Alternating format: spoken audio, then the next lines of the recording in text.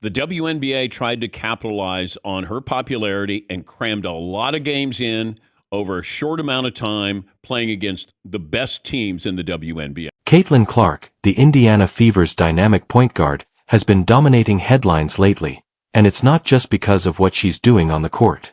Sure, her performances have been electric, but that's only part of the story.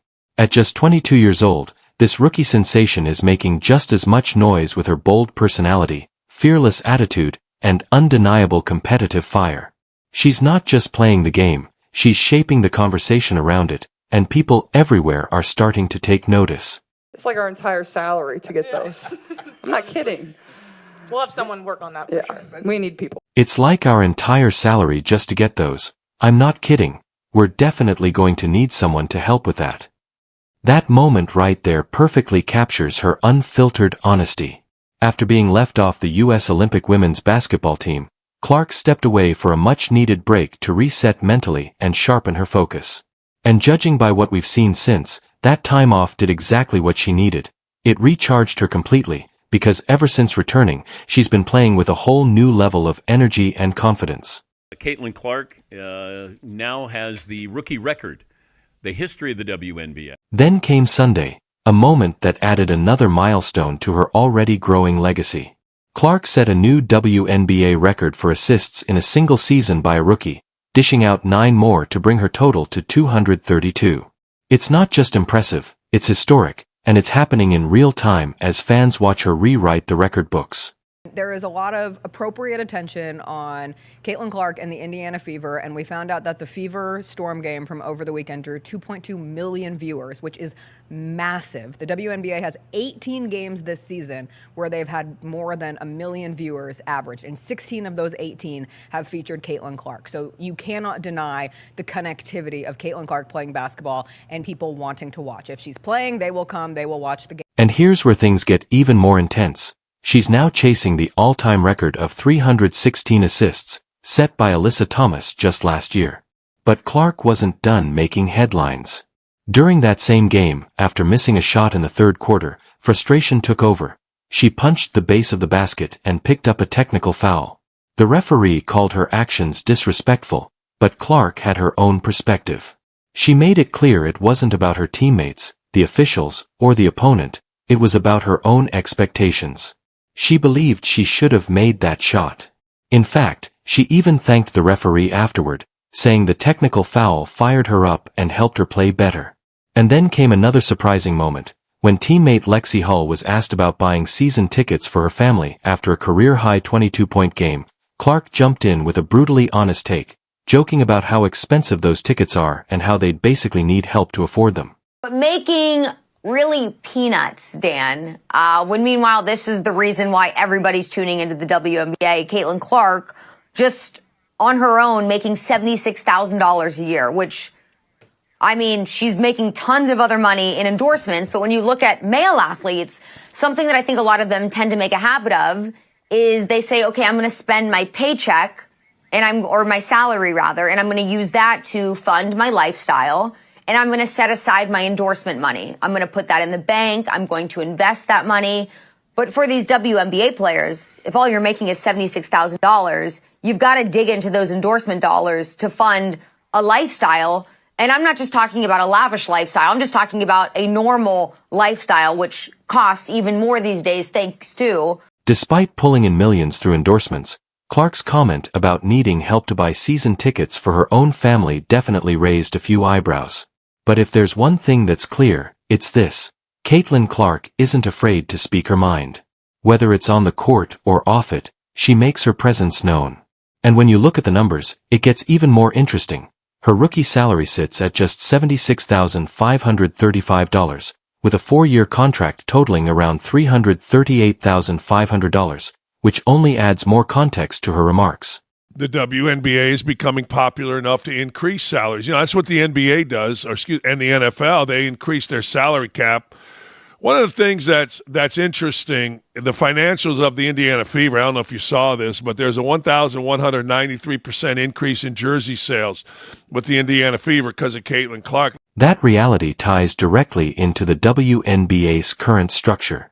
The league's collective bargaining agreement, established in 2020 and running through 2027, places limits on player salaries. But here's the twist, the balance of power is slowly shifting.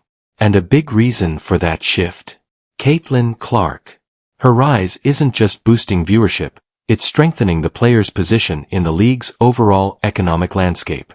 And you're going to continue to see, like 2000, this is a big deal in Indiana, 225% increase in corporate partnerships. You know, every season ticket is sold out.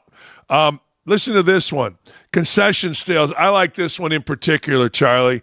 2,826 gallons of beer have been sold. Wow. Draft beer. That's an increase of 740%. Hot dog sales up 300%. Still, don't expect to see a GoFundMe campaign for Clark anytime soon. Even if fans from Indianapolis to Iowa chipped in for a $1,600 Fever season ticket, it wouldn't even scratch the surface of her financial situation. Before she ever stepped foot in the WNBA, Clark had already earned an estimated $3 million through nil deals during her time at University of Iowa. She signed major contracts with Nike for her own signature shoes and with Wilson Sporting Goods for basketballs.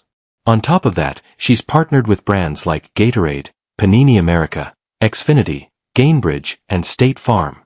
When you project her long-term earnings, they could surpass $400 million.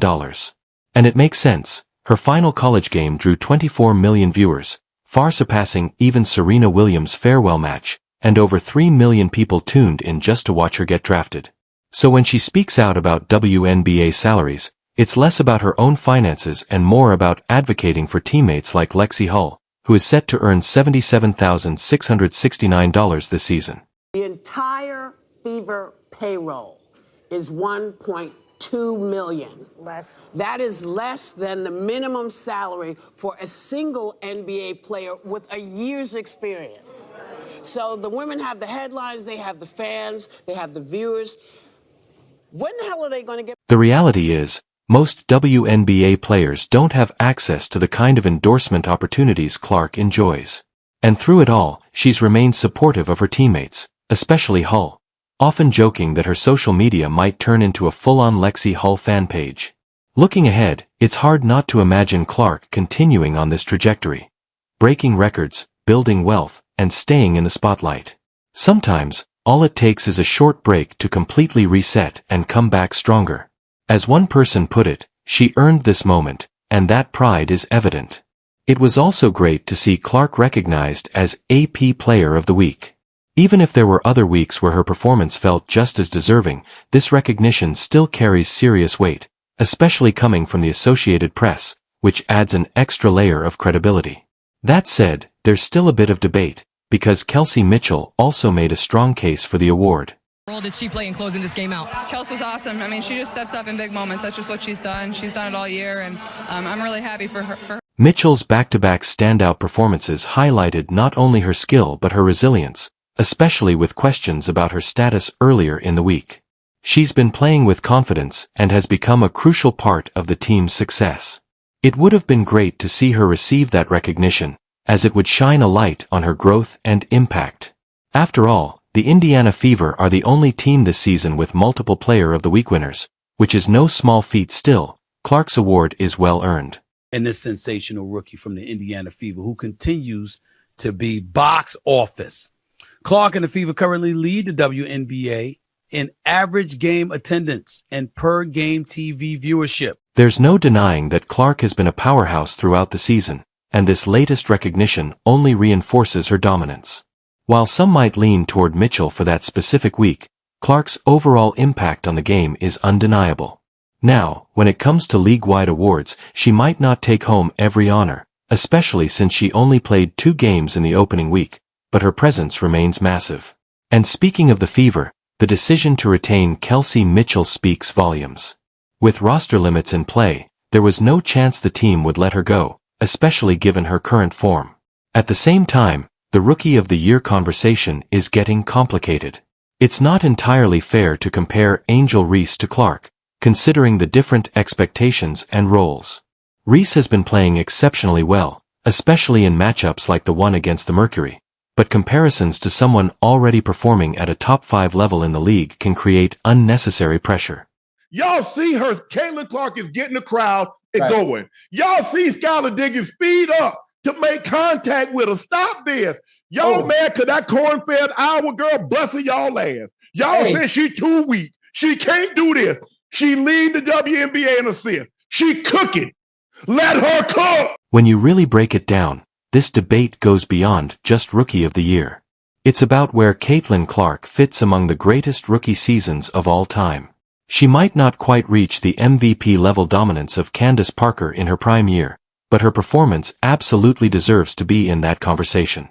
It's also worth noting that Parker's standout season didn't have Aya Wilson competing at her current level, and today's landscape is much more competitive.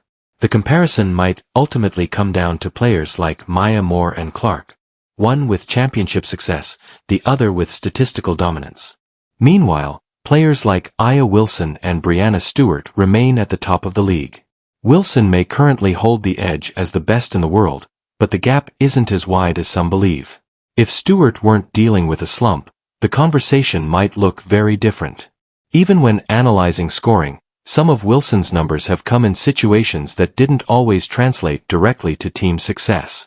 Overall, Wilson still leads, but it's closer than it appears. And honestly, the more you watch, the harder it becomes to see this as just a simple two-player race anymore.